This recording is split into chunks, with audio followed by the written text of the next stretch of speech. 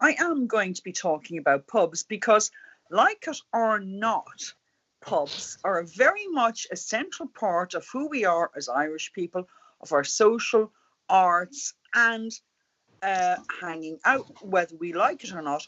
The scene, it's intrinsic to who we are. Look, in terms of what's been going on, just to remind you that pubs have now been divided into pubs that serve food and pubs that don't serve food. And the pubs that don't serve food are called wet pubs. So they are not open. And they have been closed 6 months. And that's about 189 rather days.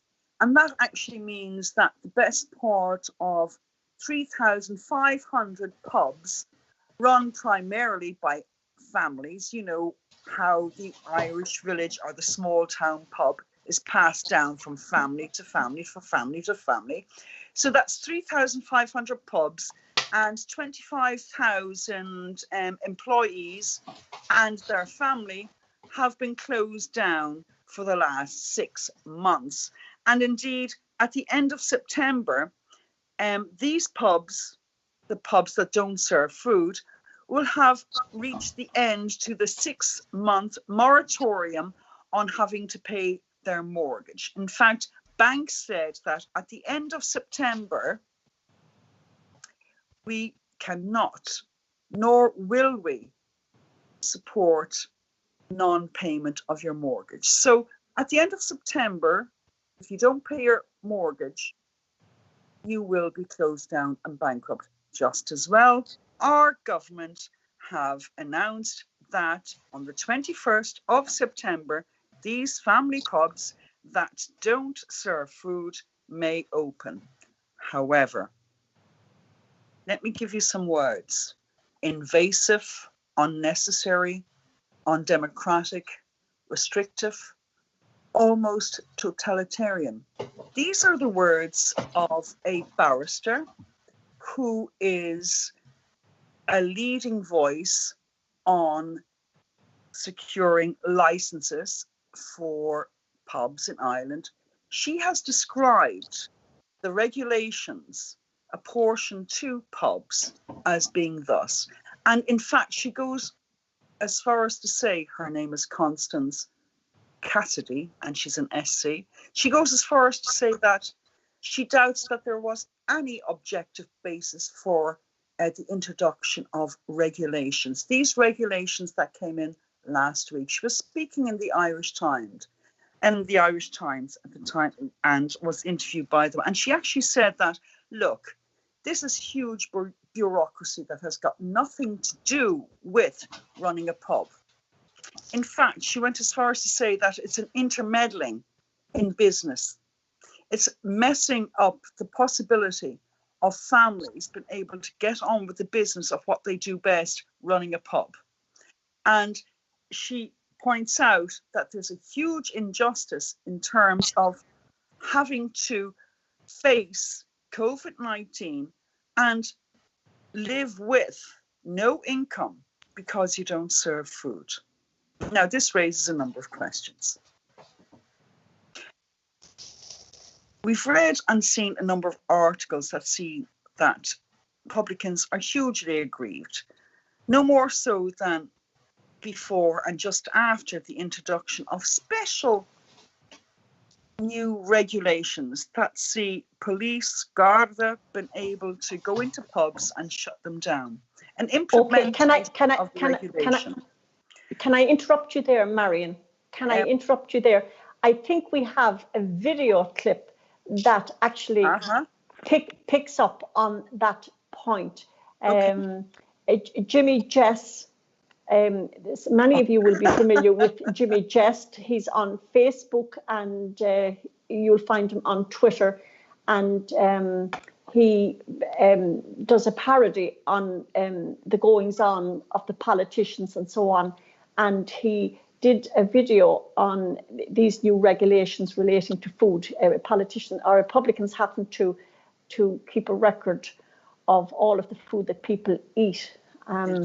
So I'm just wondering, is Stephen able to bring up? Yes, because many a true word in its basic form. Off home with just now, lads. Go on. Oh no, it's 11:30. That's closing time, and that's it. No more. You've had enough. My licence isn't worth it.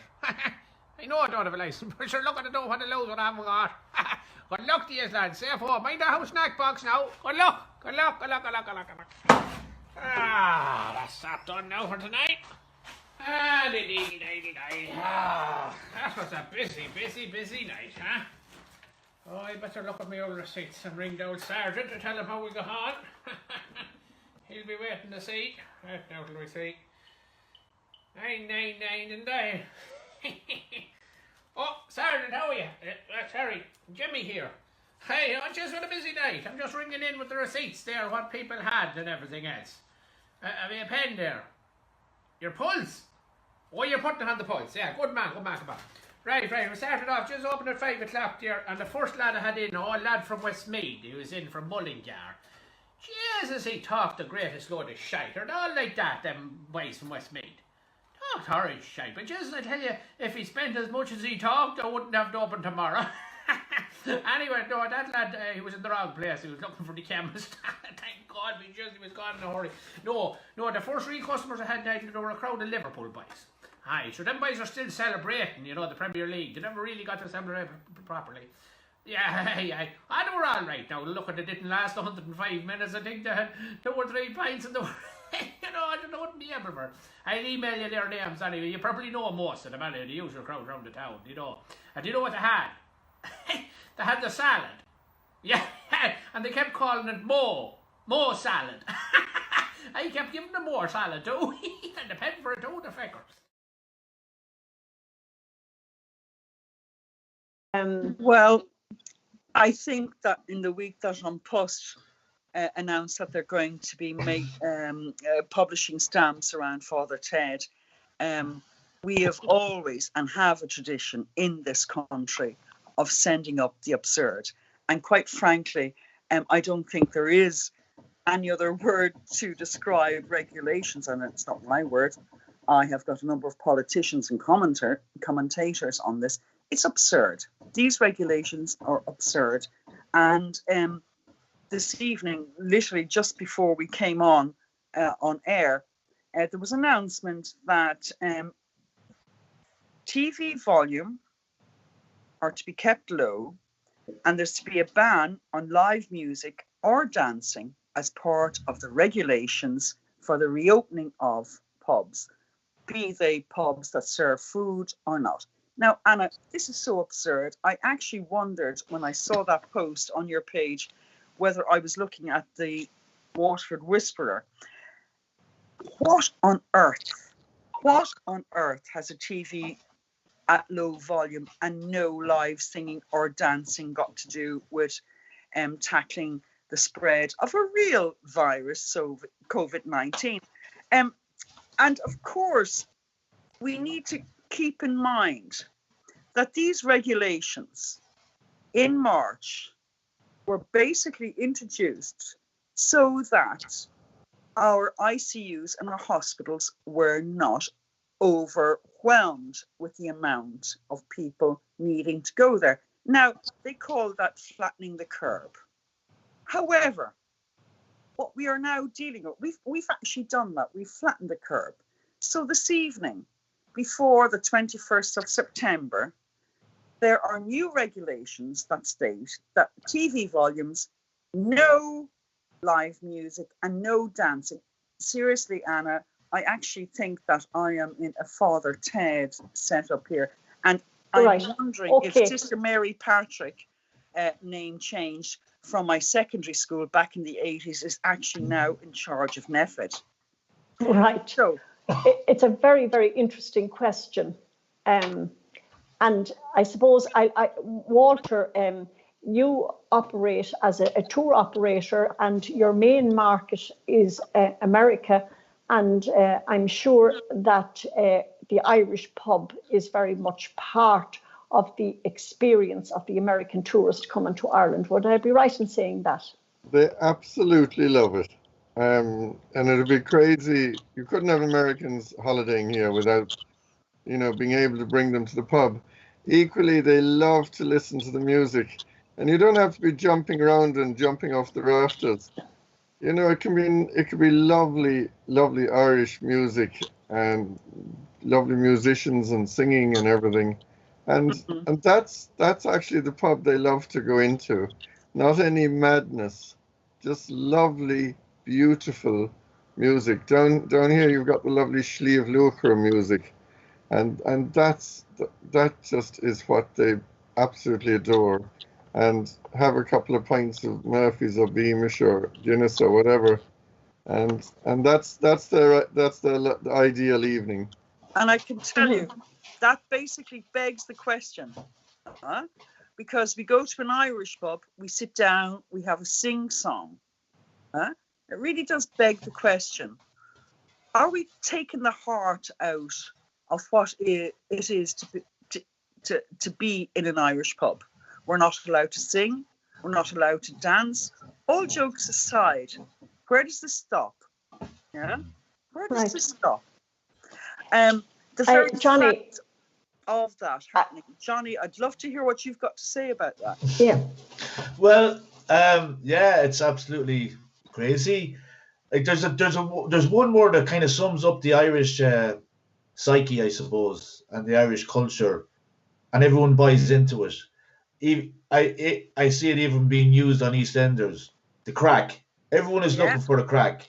Yeah. And when you talk about Ireland, what's the crack, and then you Yeah. explain to them, to our American Right. friends, what the crack. It really is essentially fun with an Irish slant on it. And where crack really lives is in Irish public houses and Irish festivals, Irish venues, where there's a gathering of people. You're going to have the crack. Even in here on this humble platform, we're going to try and knock the crack out of it, in relation to You will? the far side of it.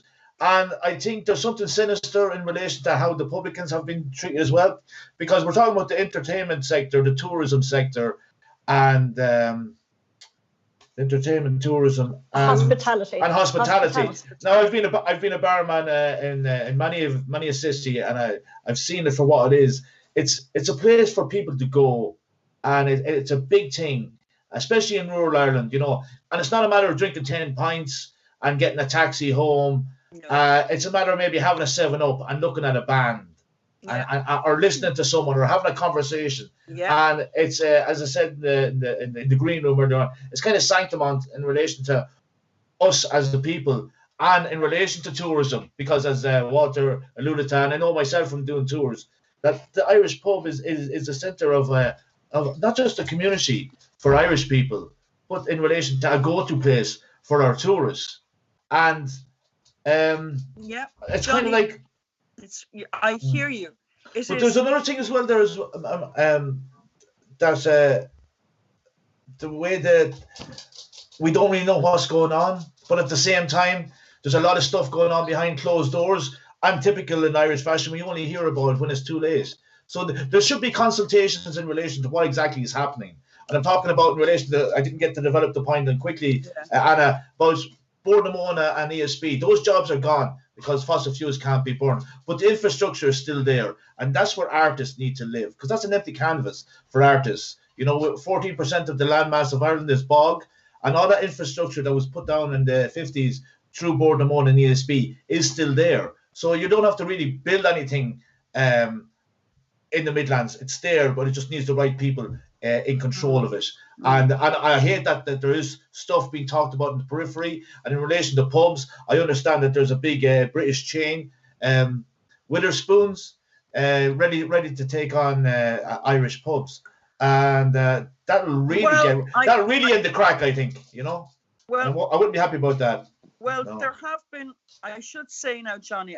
I should say that you're actually referring to an announcement in December where Witherspoons announced that they would be making a huge investment in Ireland to build on their existing portfolio, and they were particularly targeting small towns and small villages where there has been a huge decline in investment. And because of what we're actually living on now, when we return to the question is, well, what's happening with our pubs, which forms a central part to our lives? What is happening? I think it's a fair question to say, well, what is going on, and our pubs and the industry been unfairly targeted? Yes, indeed, they continue to operate and they will be making investment. And according to what both commentators from government and from the judicial or system are saying, actually, there doesn't seem to be a logical reason as to why we should keep pubs closed, given that right now we're in September 9th, 2020. We are the only country in Europe keeping the pubs closed, as was pointed out by Leo Varadkar, who now I think belongs to the Ministry for Commentary, because he comments and he does nothing. He pointed out that we're the only ones in Europe closed, and right. questions as to why that happens. What's happening with our pubs? What do you say? If I could bring in Raj, because I know of all of us, the closure of the pubs affects Raj more than anybody in a way, because Raj, you play live gigs in public houses, and all of that has ended with lockdown. Mm-hmm. Tell me a little bit more about that. Yeah, I just find it's strange that the consistency of the government with all these restrictions and lockdowns, and on the one hand they're saying 6 people can't gather in a house, or they could be it could be a criminal offence, but there's everyone in restaurants and cafes, no masks or anything, and now you have pubs you can go into. If you have a meal, it's okay, but you want to drink on its own, it's not. Like, none of these things make sense. So I think this is just another, they're being consistently inconsistent, and this is just another cherry on top, I think. That's an interesting point, because we have what's called a social contract with the government, and it's based on trust. And I think that largely the trust of a good number of the Irish population has actually broken down. Somebody has mentioned there that we feel that we just can't quite put our finger on it, but we feel that something is happening, but we don't know what's happening. And I suppose a question that has been raised on social media in the last week is this a deliberate attempt? Is it a deliberate attempt to keep the pubs closed, make them unviable? Their pub licenses then become worthless, more or less, and then they can be hoovered up by big drinks companies like Diageo or that UK chain of pubs for a song, as it were, putting the Irish pubs out of business. It's an interesting question, I think. Anna, I think it's a legitimate question, because, like it or not, we are living under a neoliberal system. That's the posh word for saying, actually, we're going to run the country as though it is a supermarket, market force. So under that, you and I become consumers rather than citizens. And the other side of that as well is you are actually running goods and services within a competitive environment, which is completely consistent with a market. So the best thing a person can do, if we are running a country in terms of market, we're putting the service or thing out to market, is actually to reduce the competition, because market is based on competition. So if I'm in a position where I can wipe out the competition, I may move in there. Right. It's not an opinion, it's a fact. It's neoliberal principles. We are running this country on the basis of market forces. It's been accepted. So the best thing a person can do, if we are running a country in terms of... We're getting a bit of feedback there. Walter, if I could bring you back in, you have a great interest in politics. You ran in the European elections last year. How do you see the politics of what's happening at the minute? What Roger was saying there is, it's so inconsistent what's happening at the moment. Leo Varadkar is like he's in opposition within the government. Yes. He's playing a really clever role at the moment. He's taking the rug out from underneath Micheál Martin. Micheál Martin has no control over anybody in the cabinet or anybody in government at the moment, it seems. He's dithering around the place. Leo Varadkar was so clever, even though he closed down the pubs. And the pubs were the government said the pubs would hardly be open for the rest of this year. But cleverly, he came in last week and he said the wet pubs should open again because they're open in every country in Europe. He took the rug from out under Micheál Martin yet again. And, you've got him doing this statesman stuff. He's doing every interview he can do on radio and television. He's acting as Taoiseach. He's not letting Micheál Martin run the country. And all the people in government, I mean, you've got Eamon Ryan, was it yesterday, with, saying no 2-for-1 deals and tax on cheaper clothing. And, you were talking about, is it a concerted effort to close down the pubs? Anything outside the pale, really, Leo Varadkar does not understand. And I'd just like to mention one TD, Michael Collins down in Cork Southwest. He made a really important point a couple of days ago, because the nightclubs were being put in with the pubs, and it's a total different situation to 6 or 7 people having a nice quiet pint, listening to a little bit of music and having a nice little bit of a chat, and 400 or 500 people inside in a nightclub. So fair dues to Michael Collins, he independent guy. He made that point, and it's a very important point. So I've said a lot of stuff there, but it's based on what Roger's saying. This country is in free flow at the moment. There's nobody in charge.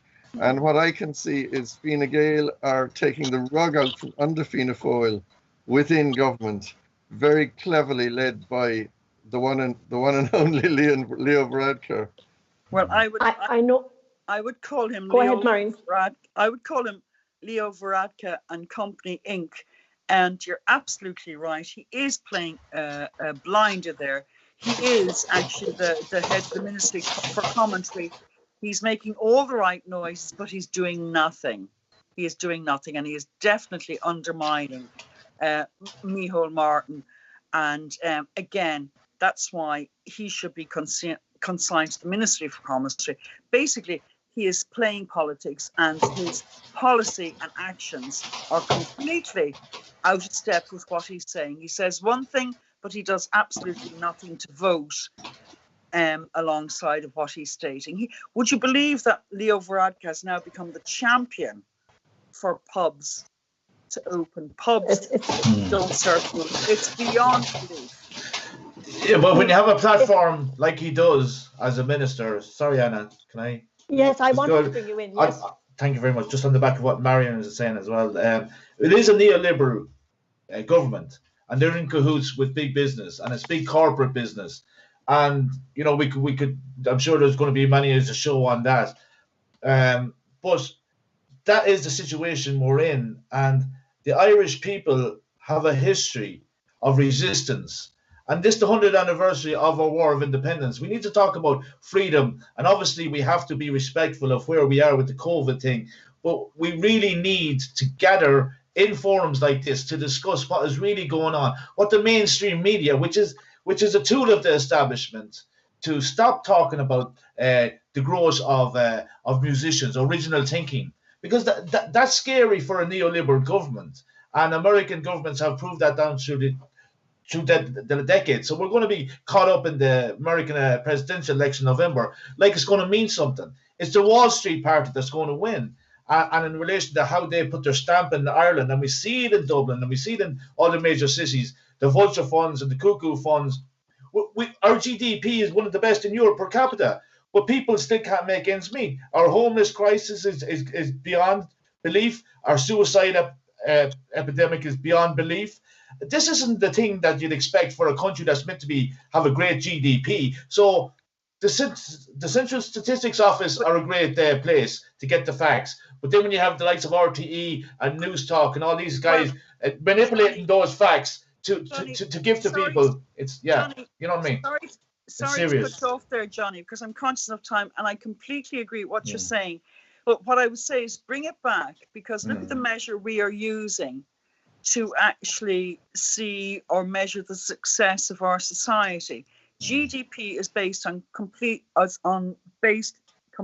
on economics, whereas actually that's a very, very much a framework that's defined by neoliberals. I'm actually suggesting that we need to stand back from that and look at a different framework that measures quality of life. Now, I don't actually make any apologies for saying that, because what has happened since Thatcher and Reagan is that we've completely backtracked on what we are doing in terms of how we measure the quality of our lives. And I would say that the reason we have had the introduction of neoliberal, which is about treating our world, treating our country as a marketplace rather than as a community, is as a direct reaction to the civil rights movement, who were hugely successful in the 60s and 70s.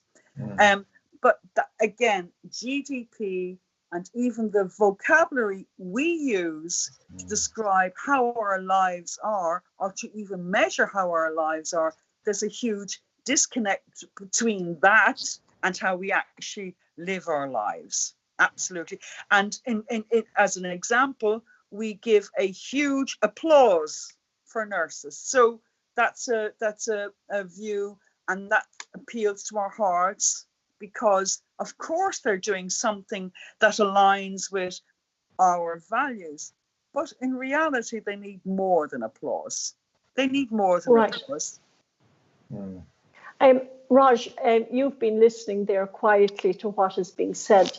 What have you to add to this as we wind up our programme for this evening? I just think we're at the stage now where, it's time to open things up, and there's a few things the government are being really deceptive about, and one of them is this testing thing. They're publishing numbers every night on RTE, keeping that fear factor over people, but they haven't been honest about how many people they are testing. You can't keep releasing these numbers but not say that the increase in testing has gone through the roof. There's obviously going to be more cases if you're testing thousands more people. So I think we, like Marian was saying earlier on, it has to be down to taking the pressure off hospitals and keeping the deaths down, and apart from that, if people want to wear masks and people want to, isolate, that's fair enough. But there comes a time when we need to sort of take the reins and just go back, and I think we're at that point now. Yes, I think it's more or less coming to the point where people are feeling that there is a complete disconnect, and they're looking for more certainty from the government. I'm going to leave the final word on this topic with you, Marian. Anna, this is a specific topic that serves to represent the attitude that has changed. At the beginning of March, or at the end of March, we were dealing with a situation where we were cooperating with each other. Now, less than 6 months later, we actually have a situation where coercion has been used. And that raises the question in itself: when do we reach the stage where we are able to actually trust people to make their own decisions instead of using coercive force, regulation, etc.? Why don't we take the attitude, go back to taking the attitude where we trust people and we say, look, here are the risks of certain behaviors.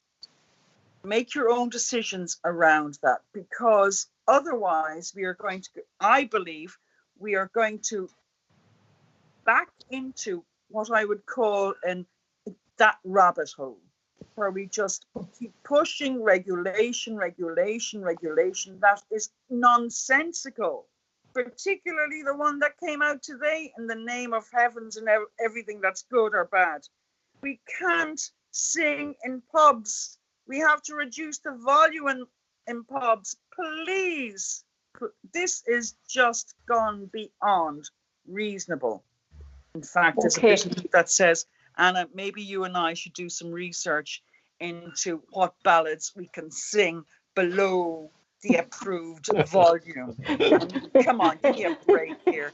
And you mean I'm not allowed to dance in the well, maybe if I get a license to be able to dance with my family, my wife or whatever. You know, this is beyond ridiculous. This is Sister Mary Patrick from my past, my secondary school name change, coming out. Excuse me, I'm well beyond that now. Now, would you just stop and just grip yourselves? Just to bring the whole thing together then, you know, Raj can write the ballad, yes, and Johnny can organise the festival. Excellent. And Walter then will do the feature-length film on it, starring Hollywood actors and actresses. Excellent. I want to thank, I want to thank each of you, Walter, Johnny, Raj and Marian, for joining me tonight on Centre Ground.